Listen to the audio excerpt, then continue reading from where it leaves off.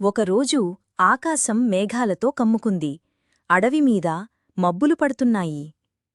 చిట్టిపక్షి తన గూడు దగ్గర కూర్చుంది. ఆ సమయంలో తల్లిపక్షి ఇలా చెప్పింది. చిట్టీ, బయటకు వెళ్లొద్దు, వానపడే సూచనలు ఉన్నాయి. కాని చిట్టికి ఆకాశంలో ఎగిరి ఆడాలని ఆశ కలిగింది.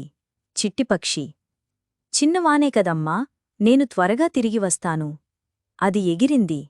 ఆకాశంలో చల్లటి వాన ప్రారంభమైంది. చిట్టికి మజాగా అనిపించింది. కాని కొద్దిసేపట్లోనే ఆకాశం బాగా మబ్బులు కమ్ముకుంది.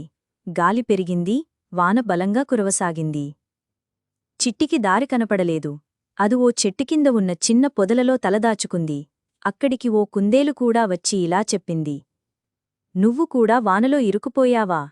చిట్టిపక్షి, ఆడాలని వచ్చా, కాని అమ్మ చెప్పింది నిజమే, నేను వినలేదు. అంతలో వాన తగ్గింది. చిట్టి వెంటనే గూడు దగ్గరికి వెళ్ళింది. తల్లి నవ్వుతూ చూసింది కాని తిట్టలేదు. తల్లిపక్షి ముద్దుగా, ఇలా తప్పులు చేసి నేర్చుకుంటే బుద్ధి వస్తుంది.